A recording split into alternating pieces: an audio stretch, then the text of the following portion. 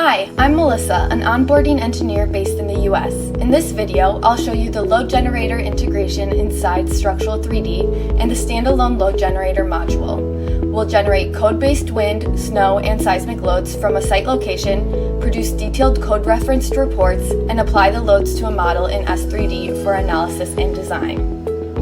SkyCiv Load Generator helps you generate wind, snow, and seismic loads based on your project location and selected design standard for a range of structure types. You can review detailed calculation reports with code references, and in S3D you can also assign the generated loads directly to your model. Let's start in S3D. I'm going to create a new model and I'll build a simple platform structure. I'll speed this portion up. If you want to learn the modeling workflow in more detail, check out our S3D tutorials. Once your model is set up, navigate to Area Loads in the left-hand menu and click the green Load Generator Calculator button at the top of the panel to auto-generate loads from design codes. When you launch Load Generator, the first step is selecting your design standard. SkyCiv supports multiple international standards for wind, snow, and seismic depending on region. In this example, I'm selecting ASCE 716. Step 1 is entering your site data. Here, you'll define inputs like risk category and site class and enter the project location. Anytime you see Learn More next to an input, you can click it to view the relevant tables and guidance from the selected design code. This is helpful when you want to confirm values like risk category directly from the code. For the location, you can enter a full street address, latitude and longitude, or even a general city. Here I'm entering Chicago, Illinois.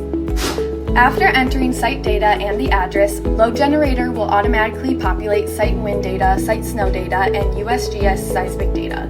You can edit these values as needed, but if everything looks correct, click Confirm Site Data at the bottom of the left-hand menu to continue. Next is Structure Data. Select your structure type. We support multiple structure types such as buildings, truss towers, freestanding walls or signs, rooftop structures, and more. If you select building, you can also select the roof profile. In this example, I'm selecting monoslope monopitch roof. Use the figure graphics as a guide when defining orientation. The yellow arrow represents wind direction, and you'll align that with your S3D model orientation. Here I'm selecting the positive x-axis parallel to the wind direction arrow shown in the figure. You can click Detect Building Dimensions to automatically pull dimensions from your S3D model, or you can enter them manually. Once complete, click Confirm Structure Data. Now we'll define wind parameters. This includes topography information and wind calculation settings. If you want the most conservative approach, you can modify design wind inputs for all directions so the software calculates design wind speeds for multiple directions and highlights the maximum or governing values. You can then load the data for the wind direction you want to apply to your model. Depending on your selected standard, you may have options such as main wind force resisting system versus components and cladding. You can also optionally add inputs like parapet height or a floor elevation for windward wall pressure distribution. The ground elevation graph is editable. You can adjust peak location, structure location, the upwind foot, and terrain type. When your wind inputs are set, click Confirm Wind Parameters. At this point, you can calculate wind loads only. In this example, I'll continue through snow and seismic so you can see the full workflow. Now we'll define snow parameters based on your design requirements. If needed, you can consider unbalanced or drifted snow. You can also edit the unbalanced snow load case table to calculate drift and unbalanced load effects. When complete, click Confirm Snow Parameters. Next are seismic parameters. Select the structural system and fill in the remaining seismic inputs. You can add floor weights if you want a distribution of base shear by level.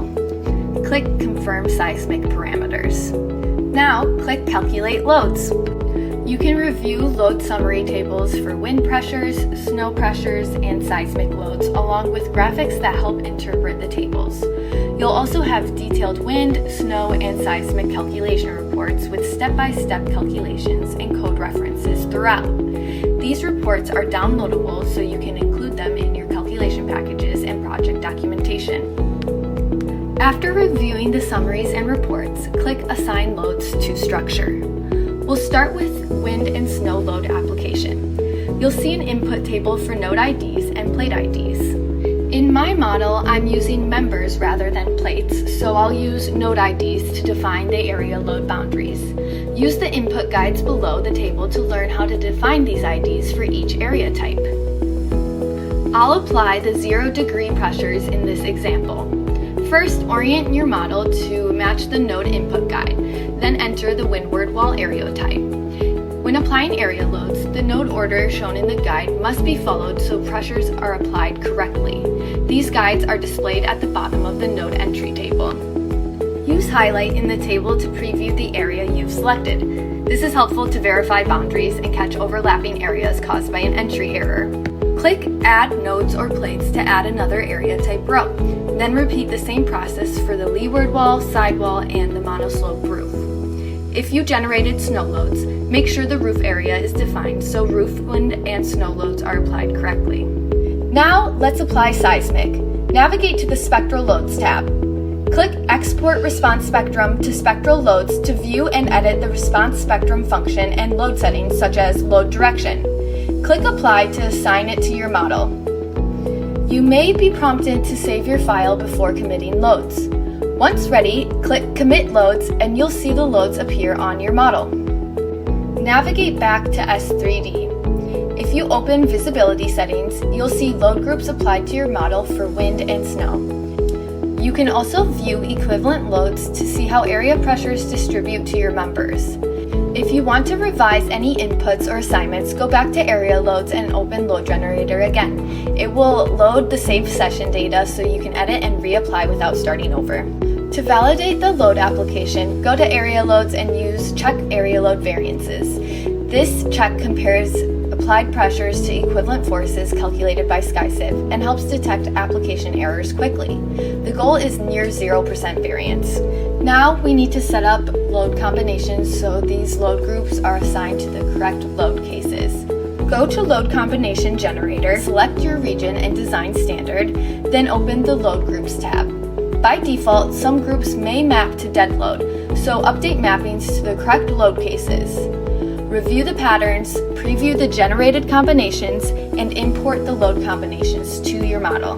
Because we're running response spectrum analysis, we'll also need nodal masses. Go to Nodal Masses. You can define mass manually or use Convert Loads to Masses. Select the load groups you want to convert, then adjust conversion factors and mass directions as needed. Now we're ready to solve. Hover over Solve and select Response Spectrum Analysis. Once complete, you can review results for load combinations, load cases, load groups, or envelope cases using the drop-down at the top of the left-hand menu. Select your spectral load group, such as RS Load X, to view dynamic results. Choose a mode or view all modes to review frequency results, including acceleration and velocity. You can copy table results to your clipboard and paste them into a spreadsheet. You can also view results for a specific load combination or use envelope to see governing results. Now let's look at the Standalone Load Generator module. From the dashboard, open Load Generator under Design Software. The workflow is the same. Select your design code, input site data, define structure data, and enter wind, snow, and seismic parameters.